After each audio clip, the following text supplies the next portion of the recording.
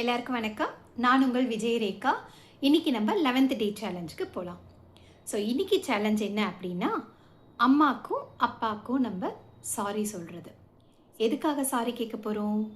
ஒன்றா ரெண்டா 100 விஷயங்கள் இருக்குது நம்ம சாரி கேட்கறதுக்கு. சின்ன வயசுலேருந்து அவங்கள நம்ம நிறைய விஷயத்துக்காக ஹர்ட் பண்ணியிருக்கோம்.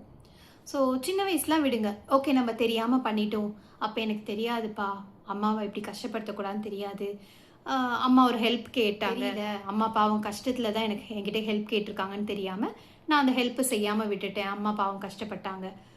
ஓகே, அது சின்ன வயசில் தெரியாமல் பண்ணோம், ஓகே. ஆனால் நம்ம பெருசாக வளர்ந்தும் கூட இன்னும் நம்ம அம்மா அப்பாவை நிறைய கஷ்டப்படுத்திட்டு தான் இருந்திருக்கோம்.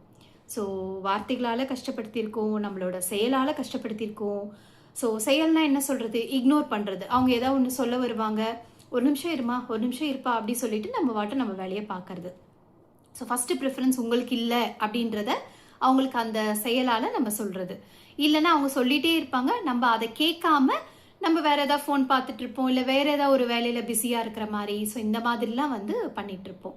ஸோ நம்ம நினச்சி பார்க்கணும், இதே மாதிரி அம்மா அப்பா இருக்கிற இடத்துல நம்மளை வச்சுட்டு, ஸோ நம்ம இருக்கிற இடத்துல நம்ம பசங்களை வச்சு நம்ம அந்த ஃபீலிங் எப்படி இருந்திருக்கோ, அந்த டைமில் அவங்க எப்படி ஃபீல் பண்ணியிருப்பாங்க, என்னெல்லாம் அவங்க காயப்பட்டிருப்பாங்க அப்படின்ற மாதிரி நம்ம நினச்சி பார்த்தோம்னா ஆட்டோமேட்டிக்காக நம்மளுக்கு அந்த சாரி கேட்கணும் அப்படின்றது நம்மளுக்கு தோணும். நம்மளுக்கு ஒரு காரியம் நடக்கணும் அப்படின்னு நினச்சோம்னா அதுக்கு முக்கியமான ஆசீர்வாதம் நம்ம அம்மா அப்பா தான் வேணும். ஸோ அம்மா அப்பா நம்ம ஹர்ட் பண்ணாலும் சரி, பண்ணலைனாலும் சரி, நம்ம அவங்கள கவனிச்சுக்கிட்டாலும் சரி, இல்லை அவங்கள கண்டுக்கலைனாலும் சரி, அவங்க நம்ம நல்லதுக்காக தான் எப்பயுமே திங்க் பண்ணுவாங்க, நம்ம நல்லதுக்காக தான் எப்பயுமே ஒரு விஷயம் எடுத்து சொல்லுவாங்க.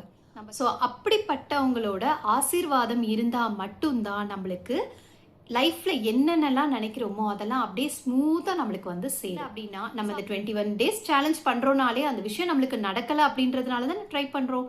அப்போ இந்த விஷயம் நடக்கணும் அப்படின்னா முதல்ல நம்ம பண்ண வேண்டியது, அவங்கள நம்ம என்னென்னலாம் ஹர்ட் பண்ணியிருக்கோமோ அவங்கக்கிட்ட மன்னிப்பு கேட்கணும். மனசார அந்த மன்னிப்பு கேட்கலன்னா அவங்கள நினச்சி நம்ம எங்கெங்கெல்லாம் ஹர்ட் பண்ணியிருக்கோம் அப்படின்னா அந்த சுச்சுவேஷனுக்கு திருப்பி நீங்கள் போகணுட்டு அதை எக்ஸ்பீரியன்ஸ் பண்ணி, அந்த டைமில் அம்மா எவ்வளோ கஷ்டப்பட்டிருப்பாங்க, அந்த டைமில் அப்பா எவ்வளோ கஷ்டப்பட்டிருப்பாங்க அப்படின்னு நினச்சி அவங்கக்கிட்ட நம்ம அந்த சாரியை கேட்கணும்.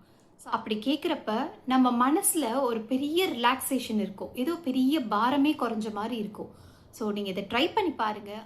எக்காரணத்து கொண்டும் இந்த சேலஞ்சை மிஸ் பண்ணிடாதீங்க. முக்கியமான சேலஞ்ச் இது. ஸோ இதை பண்ணுங்க, அற்புதம் கண்டிப்பாக உங்கள் வாழ்க்கையில் நடக்கும். நாளைக்கு சேலஞ்சில் மீட் பண்ணலாம். Bye bye, take care.